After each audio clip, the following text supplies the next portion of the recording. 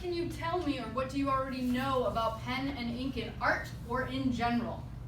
Ink is hard to get out of your clothes. Ink is hard to get out of your clothes, okay? Hard to get out. Lisa? Something about like you can make a picture and then you can color it all in with a pen and it like makes the whole picture pop. So, we have a word for that. What is that called? It starts with an E. Emphasis. Emphasis. Great job, Lisa. Okay, Eric, I saw your hand. Pen can be, well, ink can be permanent. Ink can be So permanent. So if you make mistakes. Tasha already started it. No. Ink comes in different colors. It comes in different colors. Good. I was gonna say the opposite. I was gonna say it's two-tone. It can be two-tone. So, what I want you guys to do is I want you to read your packets quietly and fill out your KWL charts of what you want to know and what you learned from reading.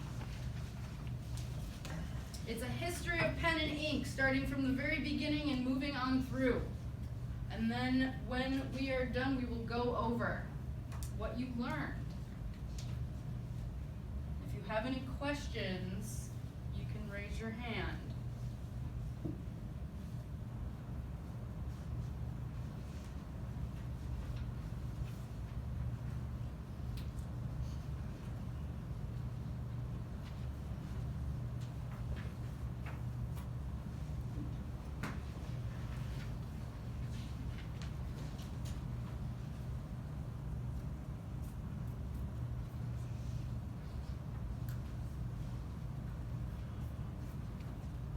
Just so you guys are aware, these will be put inside your sketchbooks and will be graded alongside your sketchbook assignments.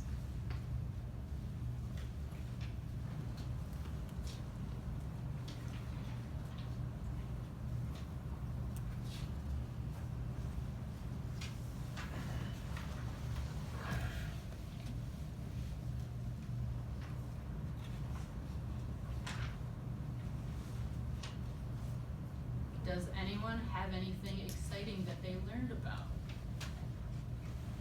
Tasha? There are many different kinds of ink. There are many different kinds of ink, yes. Anybody else, or are you guys still writing?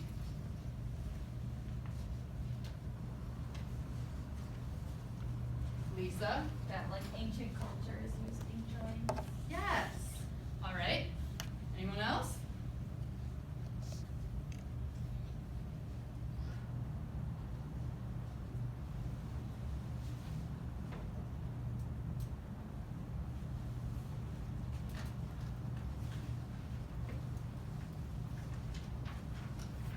Lisa?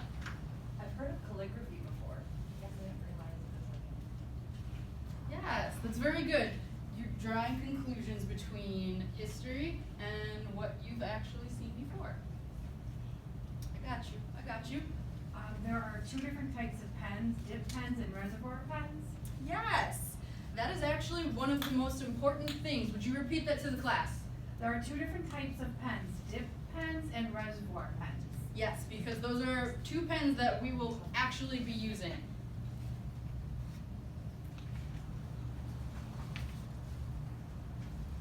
Anybody else? So it says diluted ink could be applied by a brush to shade an ink drawing. So you could like water down the ink and then use that for like a lighter kind of Yes, we've already gone over what watercolor does, so I love the fact that you paid attention to that. Good job. Anybody else see anything that you've seen before or maybe want to acknowledge?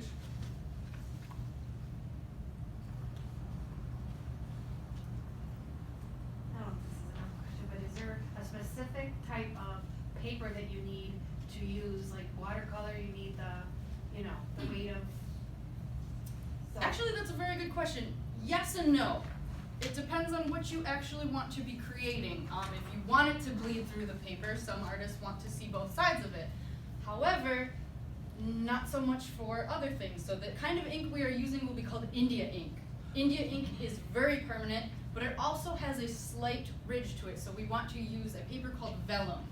It's very smooth, it has very little tooth, but because the ink is so permanent, it sits right on top of it. Good question. Calligraphy, is it an individual style or is it something specific? That is actually something I'm not 100% certain. I would argue that it's both, but let me get back to you on that. Because calligraphy is a very odd kind of art form. It's more of a writing, but it has changed over time, so we'd have to talk about that a little later. But good question. Anybody else? So, we're going to jump back to using two different kinds of pen. There's a dip pen and a reservoir pen. A reservoir pen, if you want to pull that up, wherever you saw that in there. Page 4. Page 4, thank you so much. So, what's the difference between a dip pen and a reservoir pen? Reservoir pen has the ink inside of it, and the dip pen has like Yes. So, which would you guys prefer? Dipping constantly or refilling? Knew you guys were gonna say that, but y'all gonna hate me because you're gonna have to learn to dip. I know! But you guys gotta learn to practice. Okay.